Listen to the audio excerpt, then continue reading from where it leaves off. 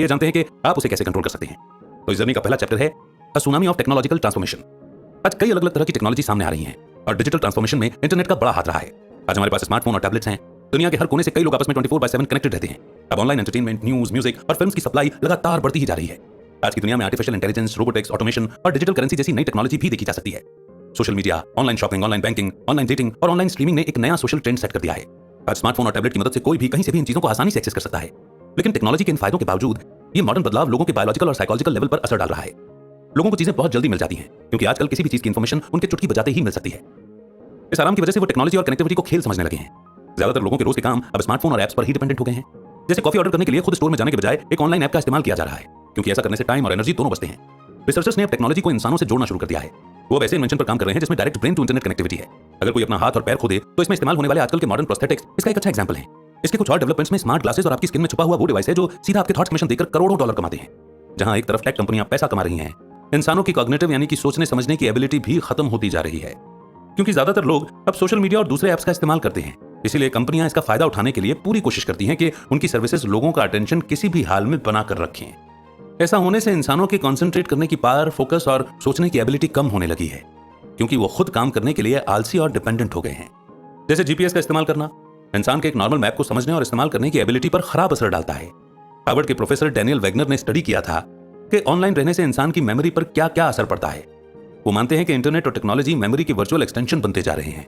जब इंसान किसी चीज को याद रखने के लिए किसी दूसरी चीज या किसी दूसरे इंसान पर डिपेंडेंट रहता है तो उसे ट्रांजैक्टिव मेमोरी सोर्स कहते हैं। जैसे एक हस्बैंड अपने किसी रिश्तेदार का बर्थडे याद रखने के लिए अपनी वाइफ पर डिपेंड रहता है। इस केस में हस्बैंड को डिटेल याद रखने की जरूरत नहीं है, उसे सिर्फ उस इंसान को याद रखना है जिसे इस इंफॉर्मेशन के बारे में पता है। अगर इस बात को टेक्नोलॉजी में अप्लाई करें तो लोगों को सिर्फ वो एप्स याद रखने हैं जो वो काम कर सकते हैं, जैसे कि जीपीएस। इसीलिए ऑनलाइन की दुनिया आपके कॉग्निटिव एबिलिटीज पर असर डालती है। टेक्नोलॉजी, सोशल मीडिया ऐप्स और इंफॉर्मेशन प्रोवाइडर्स का सबसे पहला गोल यही है कि लोग ज्यादा से ज्यादा वक्त ऑनलाइन बिताएं और वो इससे पैसा कमा सकें। ये जानने के बाद अब चॉइस आपकी है कि आप अब भी टेक्नोलॉजी की तरफ उतना ही अटेंशन देना चाहते हैं या नहीं। A fire upon the deep. Yuval नोआ हरारी एक हिस्टोरियन और बेस्ट सेलिंग ऑथर हैं। उन्होंने इंसानों को एक सोशल स्पीशीज बताया है और यह समझाने की कोशिश की है कि बायोलॉजी में सोशल बिहेवियर की शुरुआत कैसे हुई। हरारी मानते थे कि आग का इस्तेमाल ही वो वजह है जिससे लैंग्वेज, कॉग्निशन और सोशल स्किल्स में डेवलपमेंट हुआ। आग की वजह से ही शुरुआती इंसान खाना पका पाए, जिस वजह से खाना खाने और उसे डाइजेस्ट करने में समय कम लगने लगा। शुरुआती इंसानों ने पूरे जंगल को जलाने के लिए भी आग का इस्तेमाल किया था, जहां वो जले हुए जानवर खा सकते थे और नट्स और मेवों की फसल उगा सकते थे। आग की वजह से ही शुरुआती इंसान कम वक्त में ज्यादा खा पाते थे। ऐसे न्यूट्रिशनल रिसोर्सेज पाने की वजह से शुरुआती इंसानों की कॉग्निटिव एबिलिटीज डेवलप हुई, जिस वजह से वो और ज्यादा स्मार्ट और मजबूत बने। Developmental psychologist Michael Tomasello cultural intelligence theory को लेकर आए थे, जिसके मुताबिक कल्चर के इस्तेमाल से इंसान का ब्रेन एक बेहतर तरीके और तेजी से इंटेलिजेंस डेवलप करता है। उनके हिसाब से कल्चर ने ही शुरुआती इंसानों के सोशल कॉग्निटिव स्किल्स को डेवलप किया था। इन स्किल्स में लर्निंग, कम्युनिकेशन, बॉन्डिंग, आर्टिफैक्ट्स यानी कि कलाकृतियों का इस्तेमाल करना, सिंबल्स को समझना और सोशल प्रैक्टिस को फॉलो करना शामिल है। इन स्किल्स की वजह से शुरुआती इंसान ग्रुप्स में बातचीत करने और घुलने मिलने लगे थे। सोशल कॉग्निटिव स्किल्स में कुछ ऐसे स्किल्स आते हैं जैसे कि ग्रुप के दूसरे मेंबर्स द्वारा इस्तेमाल की गई लैंग्वेज को समझना और ऐसी चीजों को इमेजिन करना जो कि है ही नहीं। लैंग्वेज और इमेजिनेशन ने इंसानों के सोशल स्किल्स को बढ़ाया क्योंकि उन्होंने ट्रैवल करना और नई चीजें जैसे कि कपड़े, औजार और हथियार इन्वेंट करना शुरू। लैंग्वेज और इमेजिनेशन की वजह से आर्ट, रिलीजन और ट्रेडिंग जैसे नए कॉन्सेप्ट्स भी आए। इंसान का ब्रेन अब ज्यादा इंटेलिजेंट होने के साथ साथ प्रॉब्लम्स को सॉल्व करने, प्लान्स बनाने और टूल्स को इस्तेमाल करने में भी बेहतर हो गया है। ब्रेन भी अपने 6 मेन पार्ट्स के फंक्शन के हिसाब से अपने आप डेवलप करता है। फ्रंटल लोब यानी कि सामने का हिस्सा रीजनिंग, प्रॉब्लम सॉल्विंग, स्पीकिंग और वॉलंटरी मोटर एक्टिविटी में मदद करता है। पैराइटल लोब यानी कि ऊपरी हिस्सा सेंसेशन, रीडिंग और बॉडी ओरिएंटेशन में काम आता है। टेम्पोरल लोब यानी कि अंदरूनी हिस्सा बिहेवियर, मेमोरी, हियरिंग और लैंग्वेज को समझने के काम में आता है।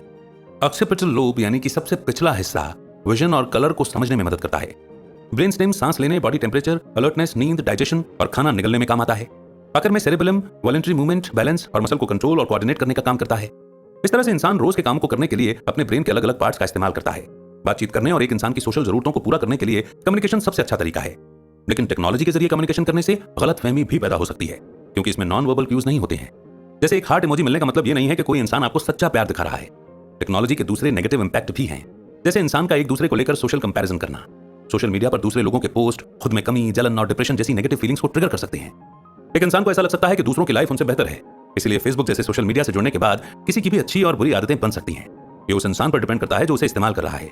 इसलिए आपको इस बात की वजह पता होनी चाहिए कि आप टेक्नोलॉजी का इस्तेमाल क्यों करते हैं। कॉन्शियस रहने का मतलब यह है कि आपके ब्रेन ने आपके सेंसेस जैसे कि आंख, कान, नाक, जीभ और स्किन से डेटा को प्रोसेस कर दिया है। लेकिन एक इंसान के एक्शन का फैसला लेने में कॉन्शियसनेस काम नहीं आता। ये सिर्फ आपकी मनचाही मूवमेंट को कंट्रोल करने के लिए इंफॉर्मेशन को समझकर आप तक पहुंचाता है। अभी आप पर है कि सेंसेस से मिलने वाले इंफॉर्मेशन का आप इस्तेमाल करना चाहते हैं या नहीं। इंटरनेट के साथ भी ऐसा ही है। इंटरनेट अपने आप कुछ नहीं कर सकता है क्योंकि वो सिर्फ प्रोग्राम किए गए एक्शन पर ही परफॉर्म कर सकता है। टेक्नोलॉजी और इंटरनेट का इस्तेमाल कर रहे लोग डिसाइड करते हैं कि उन्हें इसका इस्तेमाल कैसे करना है। नेक्स्ट चैप्टर है द बिलियन डॉलर क्वेश्चन।